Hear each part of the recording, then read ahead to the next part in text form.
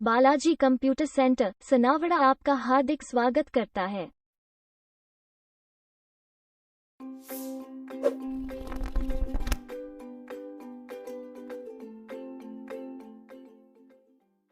Internet क्या है? बच्चों, आइए जानते हैं कि इंटरनेट क्या है। इंटरनेट सूचना का सुपर हाईवे या फिर इंफॉर्मेशन हाईवे के नाम से भी प्रसिद्ध है। इसके जरिए आप लेटेस्ट फाइनेंशियल न्यूज पा सकते हैं, लाइब्रेरी कैटलॉग को ब्राउज कर सकते हैं, अपने दोस्तों के साथ इंफॉर्मेशन एक्सचेंज कर सकते हैं या एक लाइव राजनीतिक बहस में शामिल हो सकते हैं। इंटरनेट एक ऐसा टूल है जो आपको टेलीफोन, फैक्स और आइसोलेटेड कंप्यूटर से परे एक सूचना नेटवर्क तक ले जाता है। इंटरनेट एक वैश्विक कंप्यूटर नेटवर्क है जिसमें विभिन्न प्रकार की सूचना और संचार सुविधाएं उपलब्ध हैं, जिसमें मानकीकृत संचार प्रोटोकॉल यानी स्टैंडर्डाइज्ड कम्युनिकेशन प्रोटोकॉल्स का उपयोग करते हुए इंटरकनेक्टेड नेटवर्क्स शामिल हैं। आपस में जुड़े कंप्यूटर्स विभिन्न एजेंसियों से संबंधित होते हैं, जैसे सरकार, विश्वविद्यालय, कंपनीज, व्यक्ति आदि। अधिकांश इंटरनेट सेवाएं क्लाइंट या सर्वर मॉडल पर काम करती हैं। एक कंप्यूटर अगर फाइल प्राप्त कर रहा है तो वो एक क्लाइंट कहलाता है, और अगर वह फाइल भेज रहा है तो वो एक सर्वर कहलाता है। इंटरनेट तक पहुंच प्राप्त करने के लिए अधिकांश लोग अपने क्षेत्रों में एक इंटरनेट सेवा प्रदाता ISP यानी इंटरनेट सर्विस प्रोवाइडर के साथ एक खाता खोलते हैं। इंटरनेट को एक्सेस कैसे करें? How to access internet. आइए जानते हैं कि एक बार जब आप अपने कंप्यूटर को सेटअप कर लेते हैं तो आप इंटरनेट एक्सेस पाना चाहेंगे ताकि आप ईमेल भेज सकें, ईमेल प्राप्त कर सकें, वेब को ब्राउज कर सकें, मूवी देख सकें या और भी कई काम कर सकें। इससे पहले कि आप इंटरनेट एक्सेस कर सकें, आपको एक इंटरनेट कनेक्शन और वेब ब्राउजर की आवश्यकता होगी। इंटरनेट कनेक्शन पाने के लिए आपको एक इंटरनेट सेवा प्रदाता ISP और एक मॉडेम की आवश्यकता होगी। ISP इंटरनेट सेवा प्रदाता, इंटरनेट सर्विस प्रोवाइडर। बच्चों, जैसा कि हम जानते हैं, एक इंटरनेट सेवा प्रदाता एक ऐसा संगठन है जो इंटरनेट का उपयोग करने के लिए सेवाएं प्रदान करता है। इंटरनेट सेवा प्रदाताओं को विभिन्न रूपों में व्यवस्थित किया जा सकता है, जैसे commercial, community owned, non profit या प्राइवेटली ओन्ड। आमतौर पर ISP द्वारा प्रदान की जाने वाली इंटरनेट सेवाओं में internet access, internet transit, domain नाम पंजीकरण यानी domain name system, web hosting, Usenet सेवा और कोलोकेशन शामिल है। बच्चों, इस अध्याय में हम पढ़ेंगे कि मॉडेम क्या है।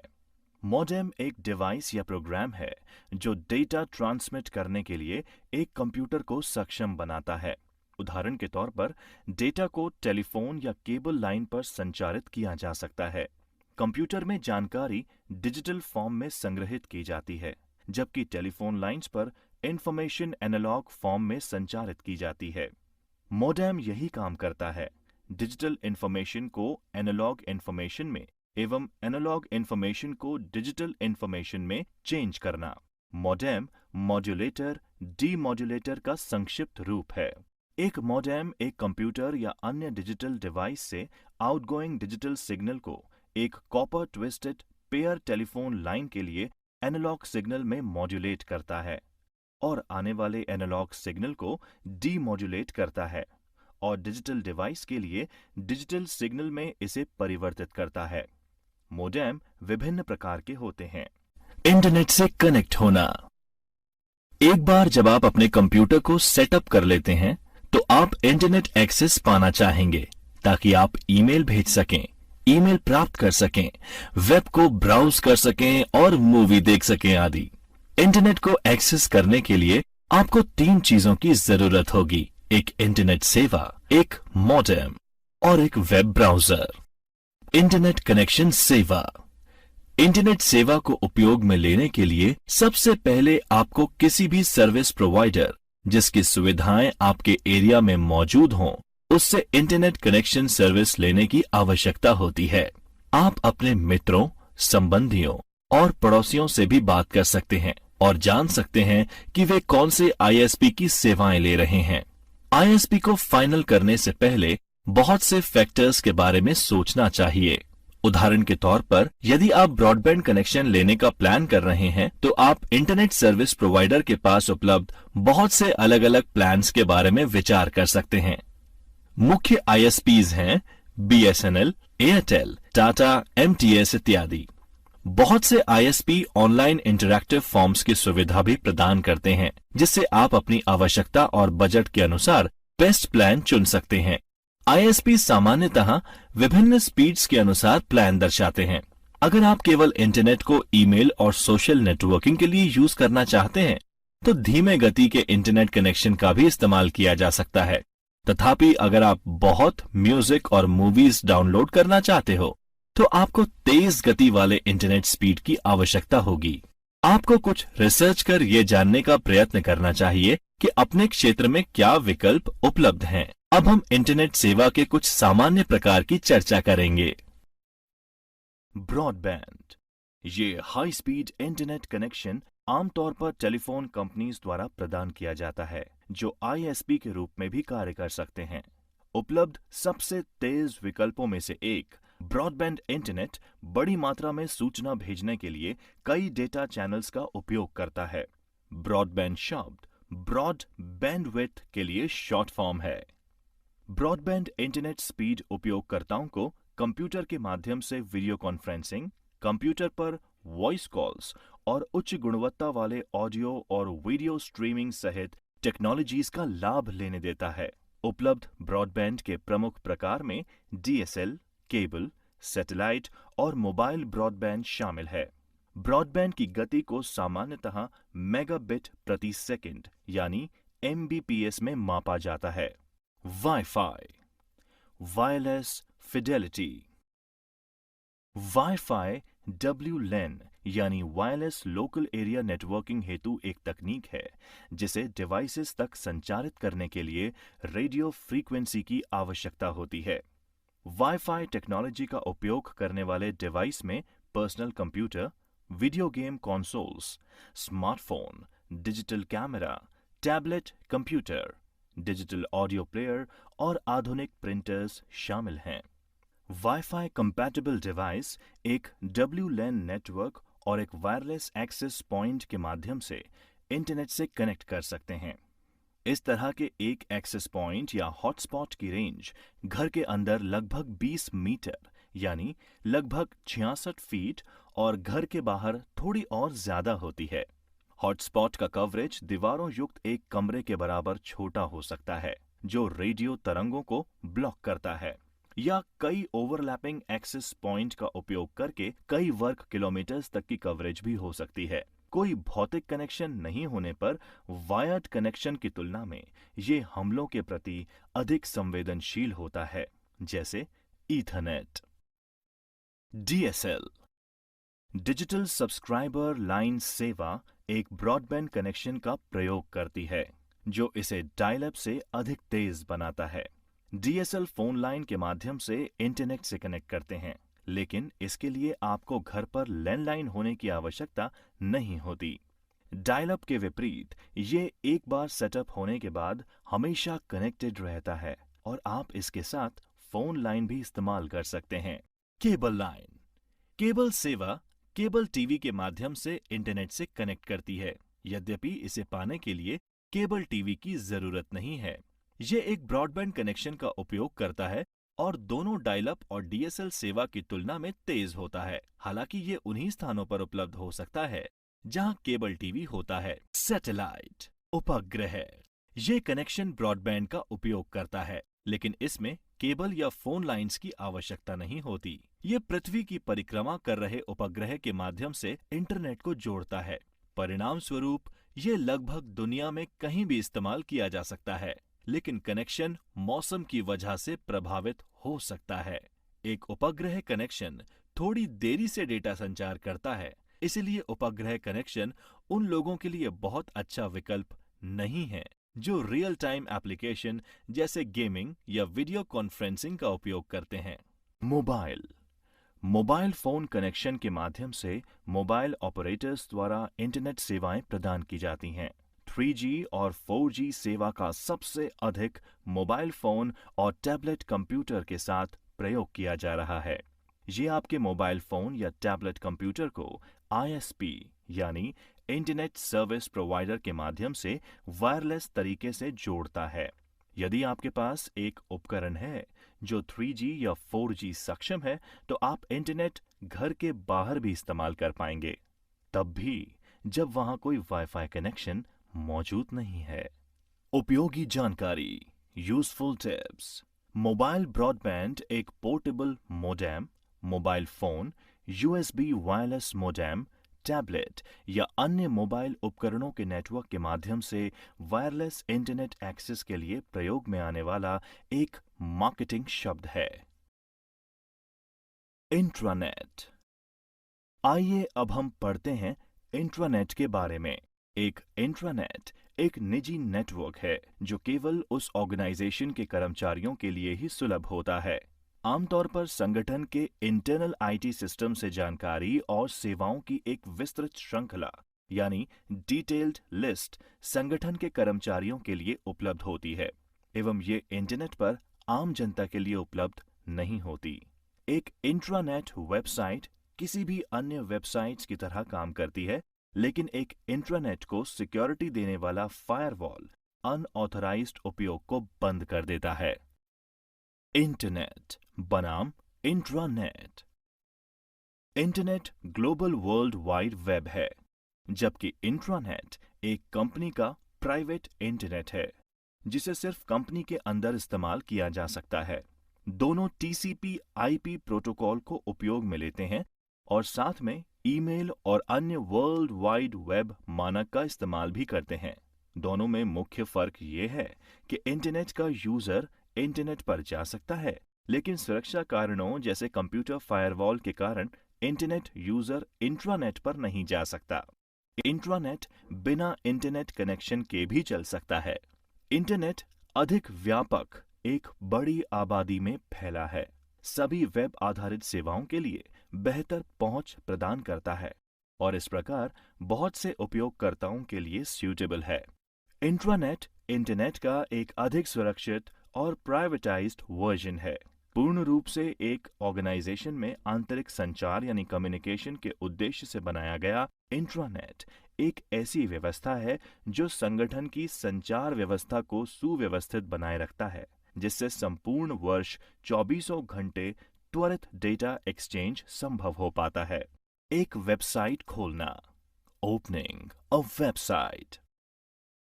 प्रिय बच्चों, इस अध्याय में हम अध्ययन करेंगे कि एक वेबसाइट या वेब पेज खोलने से पहले उन सिस्टम्स के पीछे की अवधारणा यानी प्रोसेसेस को समझना बहुत महत्वपूर्ण है जो इसे संभव बनाता है। World wide web. World wide web WWW एक ओपन सोर्स इंफॉर्मेशन स्पेस है जहां डॉक्यूमेंट्स एवं बाकी वेब रिसोर्सेज को उनके URL द्वारा पहचाना जाता है। ये डॉक्यूमेंट्स एवं वेब रिसोर्सेज हाइपरटेक्स्ट लिंक द्वारा आपस में जुड़े होते हैं और इंटरनेट के माध्यम से एक्सेस किए जा सकते हैं। वर्ल्ड वाइड वेब WWW का इस्तेमाल कर अरबों लोग इंटरनेट पर इंटरैक्ट करते हैं। एक विशिष्ट पेज को वर्ल्ड वाइड वेब पर वेब पेज के नाम से जाना जाता है। इन वेब पेजेस को एक स्पेशलाइज्ड सॉफ्टवेयर का इस्तेमाल करके जो यूजर की मशीन यानी क्लाइंट्स मशीन पर रन होता है एक्सेस किया जाता है, जिसको वेब ब्राउजर के नाम से जाना जाता है। Web page text, image, video, multimedia components, web navigation feature जैसे हाइपरलिंक्स आदि से मिलकर बने होते हैं।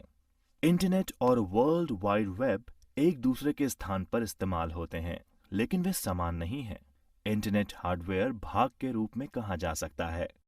ये या तो copper wire, fibre optic cable या वायरलेस कनेक्शन के माध्यम से जुड़े कंप्यूटर नेटवर्क्स का एक संग्रह है, जबकि वर्ल्ड वाइड वेब सॉफ्टवेयर भाग के रूप में कहा जा सकता है।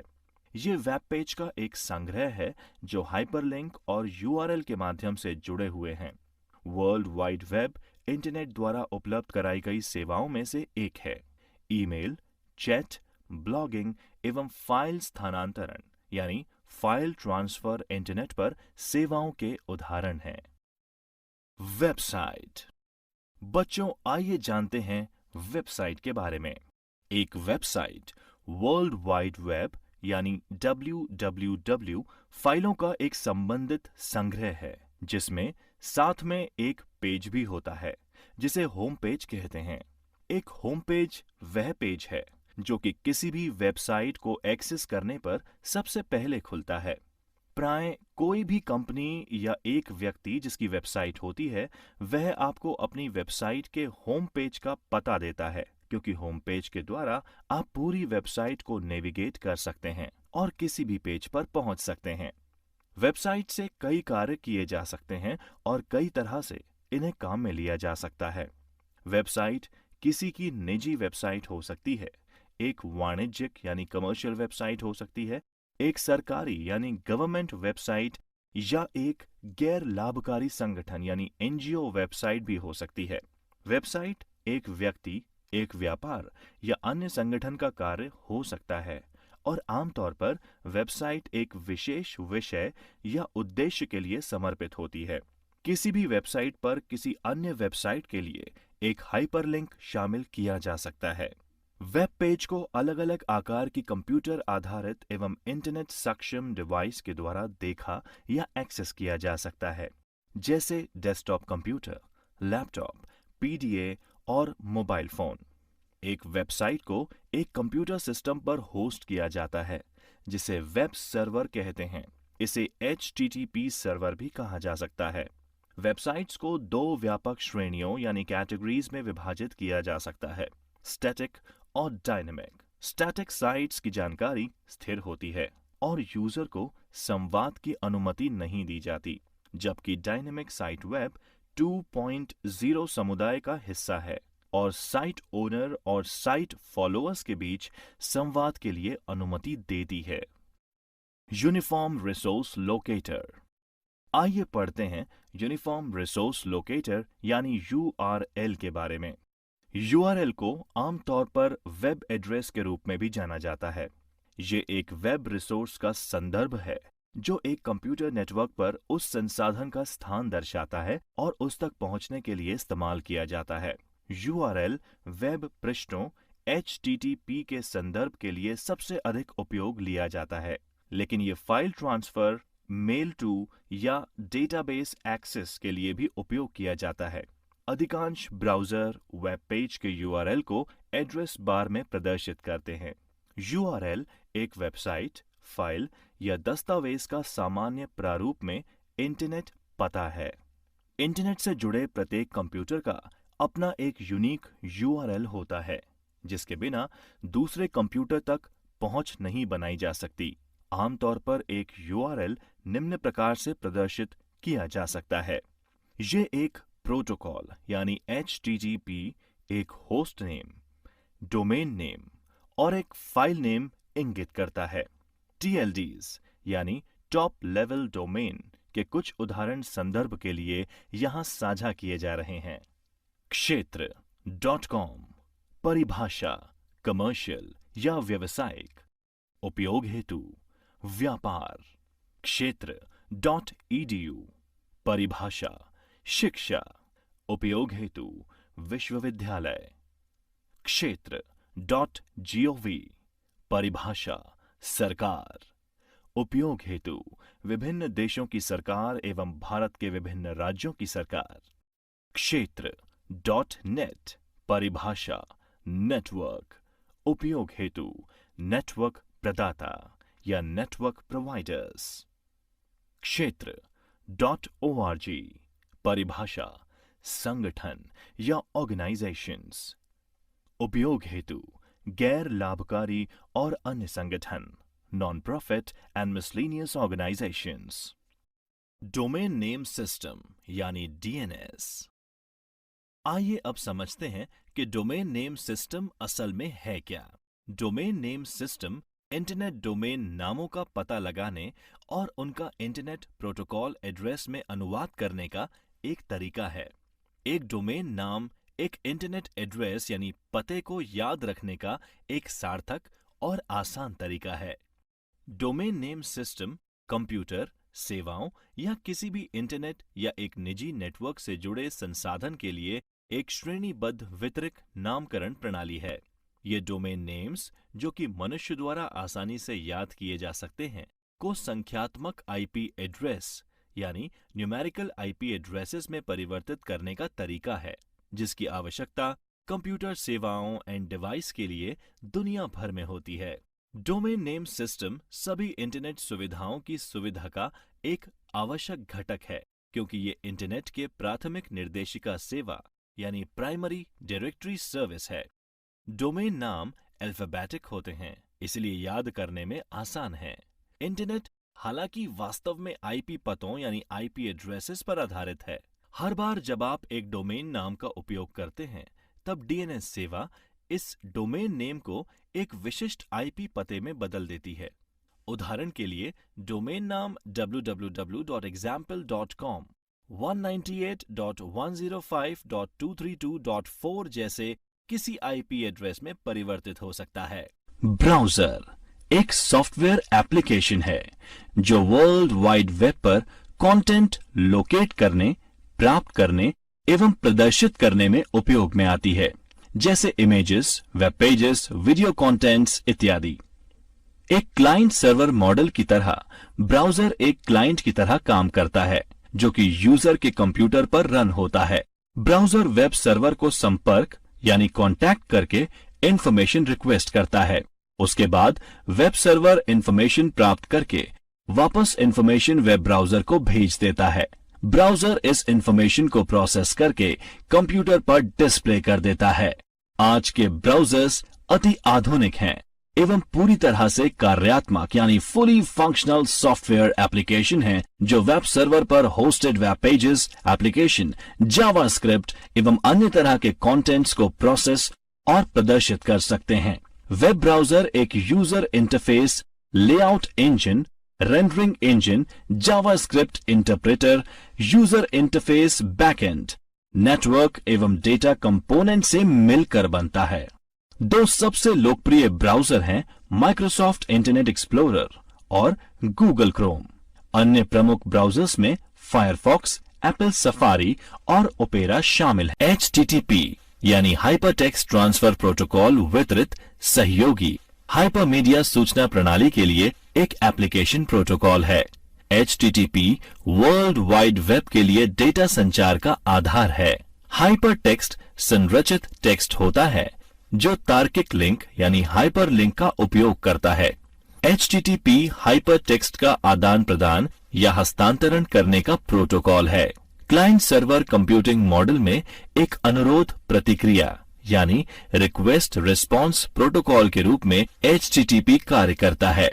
HTTP का उपयोग कर एक कंप्यूटर नेटवर्क पर सुरक्षित संचार के लिए प्रोटोकॉल HTTPS यानी HTTP सिक्योर है। HTTPS का संचार HTTP पर होता है, पर इसमें कनेक्शन ट्रांसपोर्ट लेयर सिक्योरिटी या सिक्योर सॉकेट लेयर द्वारा इनक्रिप्टेड होता है। HTTPS के लिए मुख्य प्रेरणा वेबसाइट के प्रमाणीकरण, गोपनीयता की सुरक्षा और डेटा के आदान प्रदान की अखंडता है। ये विशेष एवं व्यापक रूप से उन इंटरनेट वेबसाइट्स के लिए उपयोग में लिया जाता है जहां पर वित्तीय लेन देन होता है या फिर डेटा को गोपनीय रखने की जरूरत होती है। वेब सर्च करना एक सूचना प्राप्ति का तरीका है। वेब सर्च का उद्देश्य उन सभी प्रासंगिक दस्तावेजों की प्राप्ति है जो आपकी क्वेरी से संबंधित हैं, किंतु इसमें कुछ गैर प्रासंगिक दस्तावेज भी प्राप्त हो सकते हैं। वेब सर्च एक सर्च इंजन के द्वारा ही संभव है। एक वेब सर्च इंजन वह सॉफ्टवेयर है जिसे वर्ल्ड वाइड वेब से संबंधित सूचनाओं को खोजने के लिए बनाया गया है। सर्च रिजल्ट यानी खोजे गए परिणामों को सामान्यतः परिणामों की एक सूची के रूप में प्रस्तुत किया जाता है, जिसे सर्च इंजन रिजल्ट पेज यानी SERP कहा जाता है। सूचना वेब पेज, छवियों और अन्य कई तरह की फाइलों का मिश्रण हो सकता है। कुछ सर्च इंजन डेटाबेस, अथवा ओपन डायरेक्टरीज से भी डेटा माइन यानी डेटा की खोज करते हैं। एक सर्च इंजन वास्तविक समय में निम्नलिखित प्रक्रियाओं को संभालता है: web crawling, web spider, indexing यानी अनुक्रमण, सर्चिंग यानी खोजना। Web crawler. एक वेब क्राउलर वह इंटरनेट बोट है जो वेब अनुक्रमण यानी इंडेक्सिंग के लिए वर्ल्ड वाइड वेब को व्यवस्थित तरीके से ब्राउज करता है। सर्च इंजन वेब क्राउलिंग या स्पाइडर सॉफ्टवेयर्स का उपयोग अपनी वेब कंटेंट यानी सामग्री या दूसरी वेबसाइट की कंटेंट अनुक्रमण को अद्यतन बनाने के लिए करते हैं। वेब क्राउलर विजिट किए गए सभी पृष्ठों की प्रतिलिपि तैयार कर प्रस्तुत कर सकता है, जिसके डाउनलोड किए गए पेजों के बाद में सर्च इंजन द्वारा अनुक्रमित किया जा सकता है, जिसे उपयोगकर्ता और अधिक कुशलता से खोज सकता है। इंडेक्सिंग यानी अनुक्रमण का अर्थ वेब पेज पर पाए गए संबंधित शब्दों और परिभाषित हो सकने वाले टोकनों और उनके डोमेन नेम और HTML फील्ड से जोड़ना है। इनका जोड़ सार्वजनिक डेटाबेस में किया जाता है, जो वेब सर्च क्वेरी के लिए उपलब्ध रहता है। यूजर द्वारा एक शब्द के रूप में भी क्वेरी की जा सकती है। अनुक्रमण यानी इंडेक्स संबंधित सूचनाओं को शीघ्र से शीघ्र खोजने में मदद करता है। आमतौर पर जब कोई यूजर कोई क्वेरी करता है, तो वह कुछ शब्दों का समूह होता है। इंडेक्स में निहित तौर पर उन सभी वेबसाइट के नाम होते हैं जहां क्वेरी शब्दों के कीवर्ड होते हैं एवं उन्हें तत्काल या क्षणिक तौर पर इंडेक्स से प्राप्त किया जा सकता है। वास्तविक processing load in web page यानी खोजे गए परिणामों को सूचीबद्ध करने में लगता है। Search engine. सर्च इंजन की उपयोगिता परिणामों की प्रासंगिकता पर निर्भर करती है। उसी शब्द या शब्दांशों से संबंधित जानकारी लाखों वेबसाइटों पर उपलब्ध होती है, लेकिन उनमें से कुछ पेज दूसरों की तुलना में क्वेरी से अधिक प्रासंगिक एवं लोकप्रिय हो सकते हैं। अधिकतर सर्च इंजन परिणामों की रैंकिंग करके सबसे अच्छे परिणामों को सर्च रिजल्ट के रूप में प्रस्तुत करते हैं। कौन सा पेज सबसे ज्यादा मैच करता है, किस क्रम में परिणामों को दिखाया जाना है, यह सुनिश्चित करने की प्रक्रिया हर एक सर्च इंजन में अलग-अलग होती है। शोध के अनुसार आज सबसे ज्यादा लोकप्रिय सर्च इंजन जिन्हें इंटरनेट समुदायों द्वारा अत्यधिक काम में लिया जा रहा है, वे निम्न हैं: Google, Bing, Yahoo, Google search जिसे सामान्यतः गूगल वेब सर्च या गूगल कहकर संबोधित किया जाता है, गूगल इनकॉर्पोरेशन का एक वेब सर्च इंजन है। यह वर्ल्ड वाइड वेब पर सबसे ज्यादा इस्तेमाल होने वाला सर्च इंजन है, जिसमें हर रोज 30 करोड़ से अधिक सर्च किए जाते हैं। गूगल के सर्च रिजल्ट पेज का ऑर्डर पेज रैंक नामक पेटेंटेड प्रायोरिटी रैंक एल्गोरिथम पर आधारित है। गूगल सर्च का मुख्य उद्देश्य वेब सर्वर पर सार्वजनिक रूप से उपलब्ध दस्तावेजों में शब्दों की खोज करना है, न कि डेटाबेस में उपलब्ध चित्र या डेटा में खोजना। विकिपीडिया। प्रिय बच्चों, आइए जानते हैं विकिपीडिया के बारे में। विकिपीडिया एक फ्री एनसाइक्लोपीडिया है, जिसे उन लोगों द्वारा कोलैबोरेटिव रूप में लिखा है जो इसका उपयोग करते हैं। यह एक विशेष प्रकार की वेबसाइट है जो कोलैबोरेशन को आसान बनाने के लिए डिजाइन की गई है, जिसे विकी कहा जाता है। विकी एक सहभागी वेबसाइट है जिसमें कई लेखकों के सतत सहभागी यानी कोलैबोरेटिव कार्य शामिल हैं। विकी वेबसाइट पर उपलब्ध पिछले लेखकों के द्वारा काम किए गए लेख को किसी के द्वारा भी संपादित यानी एडिट करने, हटाने या मॉडिफाई करने की अनुमति देता है। कई लोग प्रति घंटे हजारों परिवर्तन कर लगातार विकिपीडिया में सुधार कर रहे हैं। ये सभी परिवर्तन लेख के इतिहास और हाल ही में किए गए परिवर्तनों में रिकॉर्ड होते हैं। विकिपीडिया। प्रिय बच्चों, आइए जानते हैं विकिपीडिया के बारे में। विकिपीडिया एक फ्री एनसाइक्लोपीडिया है, जिसे उन लोगों द्वारा कोलैबोरेटिव रूप में लिखा है जो इसका उपयोग करते हैं। यह एक विशेष प्रकार की वेबसाइट है जो कोलैबोरेशन को आसान बनाने के लिए डिजाइन की गई है, जिसे विकी कहा जाता है। विकी एक सहभागी वेबसाइट है जिसमें कई लेखकों के सतत सहभागी यानी कोलैबोरेटिव कार्य शामिल हैं।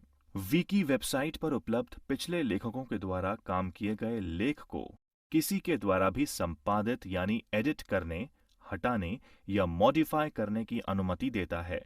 कई लोग प्रति घंटे हजारों परिवर्तन कर लगातार विकिपीडिया में सुधार कर रहे हैं। ये सभी परिवर्तन लेख के इतिहास और हाल ही में किए गए परिवर्तनों में रिकॉर्ड होते हैं। ईमेल।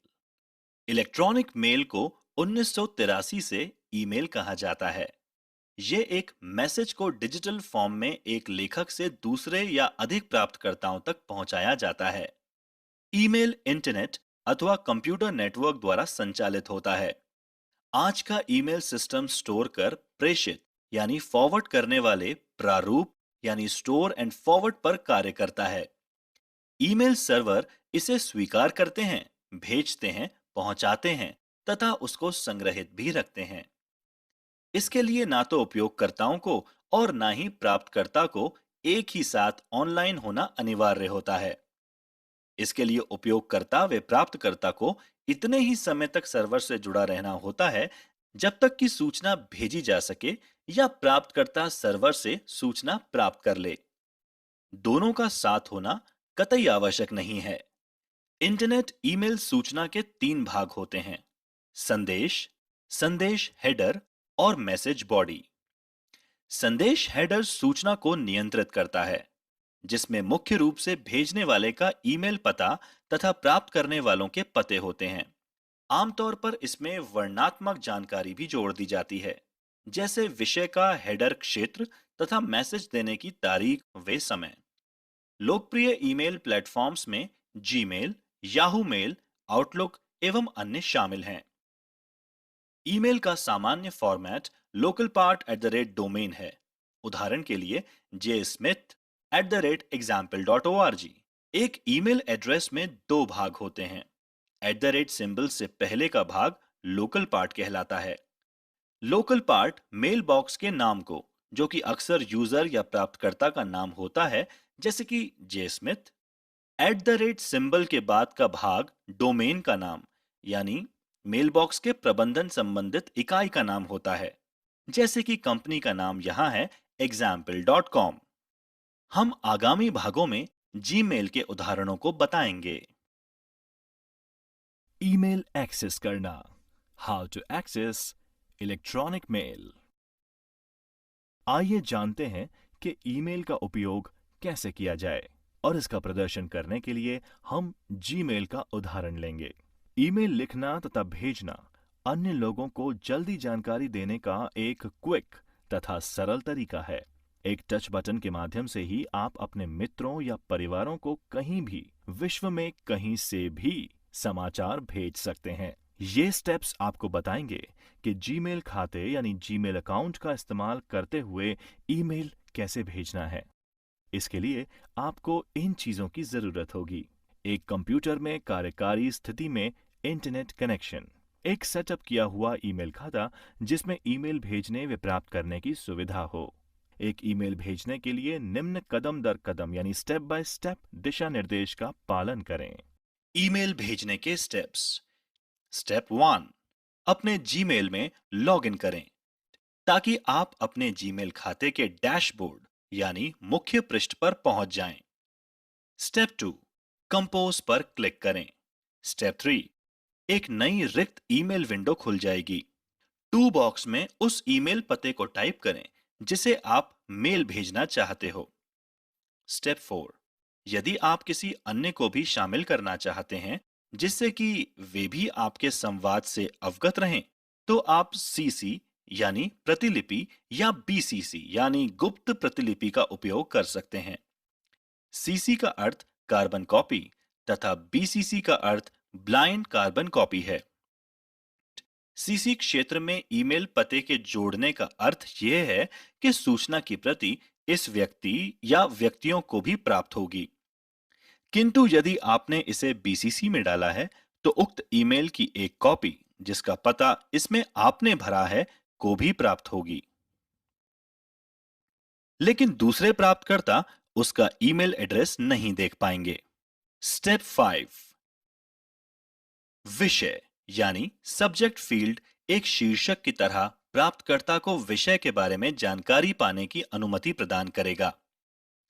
विषय फील्ड को खाली भी छोड़ा जा सकता है, परंतु उस दशा में आपको ईमेल को देखने एवं छांटने में समस्या होगी। स्टेप 6, मैसेज फील्ड में मैसेज टाइप करें। इसमें वर्ड डॉक्यूमेंट की तरह ही फॉर्मेट यानी संशोधित करने की सुविधा होती है, जैसे फॉन्ट स्टाइल, रंग और आकार बदलना। आप इसमें बुलेट बिंदु एवं वर्तनी को भी जांच सकते हैं। आप नीचे दिखाए गए मेन्यू में स्वरूपण यानी फॉर्मेटिंग चुन सकते हैं। स्टेप 7, अपना मैसेज ईमेल की बॉडी फील्ड में डालें। स्टेप 8, यदि आप अपनी लिखी ईमेल से संतुष्ट हैं तो कंपोज के नीचे स्थित सेंड बटन पर क्लिक करें। स्टेप 9, भेजा गया ईमेल आपके जीमेल डैशबोर्ड पर भेजे गए मेल फोल्डर में संग्रहित रहेगा। आप अपने माउस सूचक से इनबॉक्स फोल्डर को लिंक यानी जोड़कर इसे वे अन्य फोल्डर को देख सकते हैं। स्टेप 10, आपकी ईमेल अब भेजे जाने के लिए तैयार है, लेकिन इसे सीधे भेजने की बजाय इसे वापस लाने के लिए भी तय कर सकते हैं। जीमेल अपने ड्राफ्ट को स्वचालित रूप से सेव यानी सहेजता है, इसीलिए आप यदि मेल बंद कर देते हैं तो वापस आपकी अधूरी मेल ड्राफ्ट फोल्डर में सेव कर रखी हुई होती है, जिसे आप पूर्ण कर पुनः ड्राफ्ट फोल्डर से लेकर सेंड बटन को क्लिक कर सामान्य तरीके से भेज सकते हैं।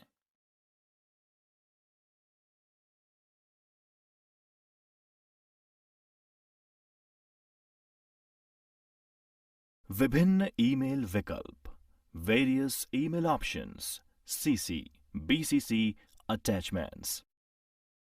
कई बार में कई रिसिपिएंट्स को एक ईमेल भेजने के लिए मुख्यतः 3 तरीके हैं: टू, सीसी और बीसीसी फील्ड का उपयोग करना। इन फील्ड्स में से किसी में भी, चाहे वो टू हो, सीसी हो या बीसीसी हो, आप एक से अधिक ईमेल एड्रेस दर्ज कर सकते हैं और कॉमा से अलग कर सकते हैं। जैसा कि आप समझ सकते हैं, एक साथ कई रिसिपिएंट्स को एक ईमेल भेजना समय की वास्तविक बचत है। वास्तव में इंडिविजुअल रिसिपिएंट्स को संदेश कॉपी पेस्ट करके ईमेल द्वारा कई लोगों को भेजा जाना तब तक रेकमेंड नहीं किया जाता जब तक कि निश्चित रूप से आप प्राप्तकर्ता के नाम से प्रत्येक ईमेल को पर्सनलाइज करना चाहते हैं। टू, सीसी और बीसीसी कैसे काम करते हैं? सीसी और बीसीसी दोनों आपके द्वारा लिस्टेड सभी ईमेल्स को संदेश की एक प्रति सेंड करते हैं। सीसी यानी कार्बन कॉपी और बीसीसी यानी ब्लाइंड कार्बन कॉपी के बीच मुख्य अंतर यह है कि बीसीसी के साथ प्राप्तकर्ताओं को एक दूसरे के बारे में पता नहीं चलता। जीमेल में सीसी फील्ड का उपयोग तब करें जब आप ये चाहते हैं कि प्राप्तकर्ता को एक दूसरे के बारे में पता चले। विशेष और गोपनीय यानी स्पेशल और सीक्रेटिव ईमेल्स संदेशों के लिए बीसीसी का प्रयोग होता है। बीसीसी फील्ड के उपयोग के लिए टू फील्ड में आपका एक वैकल्पिक ईमेल एड्रेस दर्ज करें, क्योंकि आप इसे खाली नहीं छोड़ सकते, और बाकी सभी को बीसीसी में डालें। अपने जीमेल संदेश के साथ अटैचमेंट्स भेजें। Send attachments with your Gmail message. आप आपके ईमेल में अटैचमेंट्स जैसे कि फाइल्स, वीडियो और फोटोज जोड़ सकते हैं। यदि आप बड़ी फाइल्स को जोड़ना चाहते हैं जो अटैचमेंट्स आकार से अधिक हैं, जैसे वीडियो, तब आप गूगल ड्राइव का उपयोग कर सकते हैं। एक फाइल अटैच करने के लिए ये स्टेप्स काम में लिए जाते हैं। जीमेल खोलें, कंपोज पर क्लिक करें, अटैच पर क्लिक करें, उन फाइलों को चुनें जिन्हें आप अपलोड करना चाहते हैं और ओपन पर क्लिक करें। टिप: आप एक इमेज को कंपोज विंडो में ड्रैग करके छोड़ दें तो भी अटैचमेंट में वह जुड़ जाएगा। अटैचमेंट हटाएं। Remove attachments. अटैचमेंट जोड़ने के बाद आप इसे हटा भी सकते हैं। अटैचमेंट नाम के राइट ओर क्लोज पर क्लिक करें। अटैचमेंट आकार की सीमा, अटैचमेंट साइज लिमिट। आप अटैचमेंट 25 MB तक भेज सकते हैं। यदि आपके पास एक से अधिक अटैचमेंट्स हैं तो वे सब जोड़कर 25 MB से ज्यादा नहीं होना चाहिए। यदि आपकी फाइल 25 MB से अधिक है तो जीमेल स्वतः ही इसे एक अटैचमेंट के रूप में शामिल करने के बजाय ईमेल में एक गूगल ड्राइव लिंक जोड़ता है। जिस व्यक्ति को आप फाइल भेजते हैं वह इसे डाउनलोड कर सकता है, इसलिए उसके पास इसका एक्सेस होगा, भले ही आप उसे गूगल ड्राइव से हटा दें। उपयोगी जानकारी, यूजफुल टिप्स। बल्क ईमेल एक प्रकार का ईमेल संदेश है जो क्लासिफाई करना इतना आसान नहीं होता, जबकि जंक ईमेल का खतरा हमेशा बना रहता है।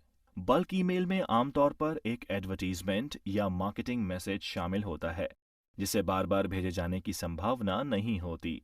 बल्क ईमेल कुछ उपयोगकर्ताओं द्वारा वांछित होता है और वास्तव में कुछ ऐसे उपयोगकर्ता होते हैं जो इन संदेशों के लिए जानबूझकर साइन अप करते हैं, जबकि अन्य उपयोगकर्ता इन प्रकार के संदेशों को स्पैम समझते हैं। उपयोगी वेबसाइट्स राजस्थान में। यूजफुल वेबसाइट्स इन राजस्थान। प्रिय बच्चों, जैसा कि आप सभी को पता है, राजस्थान सरकार और उसके विभागों के लिए विशेष रूप से उपलब्ध कई उपयोगी और इंफॉर्मेटिव वेबसाइट्स हैं। उनमें से कुछ यहाँ पर समझाई गई हैं। राज्य पोर्टल राजस्थान सरकार, state portal government of Rajasthan. बच्चों, सबसे पहले हम अध्ययन करेंगे राज्य पोर्टल के बारे में। इसके लिए www.rajasthan.gov.in जो राज्य सरकार की मुख्य वेबसाइट है, जिसमें प्रमुख विभागों और संबंधित सेक्शंस के लिंक हैं, उस पर क्लिक करेंगे। स्टेट पोर्टल आम आदमी के लिए इंफॉर्मेटिव और ट्रांजैक्शन संबंधी सरकारी सेवाओं तक आसान और सुविधाजनक पहुंच प्रदान करता है।